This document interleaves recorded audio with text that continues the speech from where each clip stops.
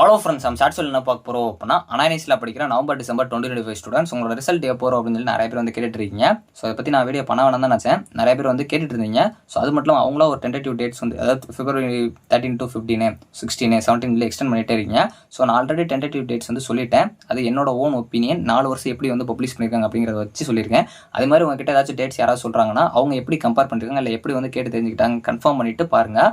So அது போக வந்து அஃபீஷியலாக அவங்க டிசைன் பண்ணுறப்ப மட்டும் தான் ரிசல்ட்ஸ் வரும். நம்ம ஒரு டேட் ப்ரிடிக்ட் பண்ணுறோங்கிறதுக்காகலாம் வராது. ஸோ அதனால் அஃபீஷியலாக அவங்க எப்போ ரிசல்ட் பப்ளிஷ் பண்ணுவாங்க மோஸ்ட்லி யாருக்குமே தெரியாது.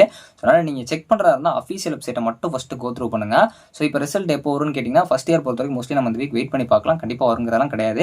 ஸோ நம்ம இதுக்கு முன்னாடி வரைக்கும் வரல, மேபி இந்த வீக் வரைக்கும் வாய்ப்பு இருக்குது. ஸோ நான் சொன்ன டேட்டுமே வந்து அந்த டேட் நெக்ஸ்ட் வீக் வரைக்கும் டைம் இருக்குது. அதனால் நம்ம வெயிட் பண்ணி பார்க்கலாம். ஸோ தனித்தனியாக தான் ரிசல்ட்ஸ் வரைக்கும் வாய்ப்பு இருக்குது. சேர்த்து வரலாம். ஆனால் என்னோட ஒப்பீனியன் ஃபஸ்ட்டு செமஸ்டர் தான் 4 வருஷம் அப்படி தான் பப்ளிஷ் பண்ணியிருக்கனால அது சொல்கிறேன். நான் சொல்கிறேன் எல்லாமே ப்ரீவியஸ் இயரில் ஒரு 4 வருஷமாக எப்படி கேட்டிருக்காங்க, எப்படி வந்து பப்ளிஷ் பண்ணியிருக்காங்க அப்படிங்கிற வச்சு தான் நான் சொல்கிறேன். எல்லாமே வந்து ப்ரீவியஸ் ஒரு 4 வருஷமாக பார்த்தீங்க அப்படின்னா ரெகுலேஷன் 2020 எந்த மாதிரி பப்ளிஷ் பண்ணியிருக்காங்க அப்படிங்கிற வச்சு தான் சொல்கிறேன். ஸோ அதனால் நீங்கள் எதாவது கிளாரிஃபை பண்ணுறதா இருந்தாலும் கன்ஃபார்ம் பண்ணுறதா இருந்தாலும் அதை நீங்கள் ஃபஸ்ட்டு வந்து கன்ஃபார்ம் பண்ணிவிட்டு பாருங்கள். அதுக்காக உட்காந்து வீடியோவாக தான் பார்க்கணும் அப்படிங்கிறதெல்லாம் கிடையாது. நீங்களே அஃபீஷியல் வெப்சைட்டில் போய் செக் பண்ணுங்கள்.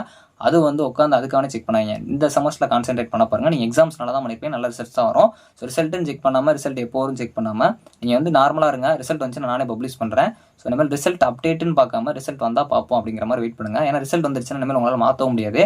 ஸோ இப்போ இருக்க செமஸ்டர் நீங்கள் படித்து மாற்றலாம். ஸோ அதனால் பார்த்துக்கோங்க. ஸோ ஓவராலாக வந்து மேக்ஸிமம் யாரையும் கன்ஃபியூஸ் பண்ணிக்காங்க. டெலகிராம்லையோ இல்லாட்டி வேறு ஏதாவது ஆப்ஸ் செக் பண்ணுறீங்கனாலும் அது அஃபீஷியல் கிடையாது. அண்ணா யூனிவர்சிட்டியோட வெப்சைட் அஃபீஷியலாக இருக்கும். அதில் போய் செக் பண்ணி பாருங்கள். ஸோ அதிலே உங்களுக்கு கிடைக்கும். ஸோ அப்பப்போ ரிஃப்ரெஷ் பண்ணிட்டே இருங்க. ஸோ அந்த டைமிங் வந்து பார்த்தீங்க அப்படின்னா மோஸ்ட்லி வந்து ஒரு 4 மணிலேருந்து 6 மணிக்குள்ளே ஈவினிங் டைமில் தான் மேக்ஸிமம் பப்ளிஷ் பண்ணுவாங்க. அந்த டைமில் உட்காந்து வெப்சைட்டில் பாருங்கள். அப்பப்போ செக் பண்ணுறப்போ உங்களுக்கு தெரிஞ்சிடும். ஸோ ரிசல்ட் வந்துச்சுன்னா அந்த டைமில் பாருங்கள். ஸோ ஏன்னா வந்து நீங்கள் உட்காந்து தனியாக வந்து வீடியோ பார்த்துட்டு இருந்தீங்கன்னா இதுக்கான தனித்தனி வீடியோஸ் வந்துட்டு இருக்கும். ஆனால் நீங்கள் செக் பண்ணுறப்போ உங்களுக்கான சொல்யூஷன் கிடைக்காது. ஏன்னா யாருக்குமே வந்து ரிசல்ட் எப்போ வருங்கிறது தெரியாது. ஸோ அதுக்காக மட்டும் தான் இதுவுமே கிளாரிஃபிகேஷனுக்காக மட்டும்தான். ஸோ நான் வீடியோ பண்ணல, நிறைய பேர் கேட்டுட்டு இருந்தீங்க, நிறைய பேர் கன்ஃபியூஸ் பண்ணிட்டு இருக்கீங்க. அதுக்காக மட்டும் தான். ஸோ நான் நெக்ஸ்ட் அப்டேட் பண்ண மாட்டேன். ஸோ உங்களுக்கு ரிசல்ட் வந்தால் கண்டிப்பாக ஷேர் பண்ணுறேன். தேங்க்ஸ் ஃபார் வாட்சிங்.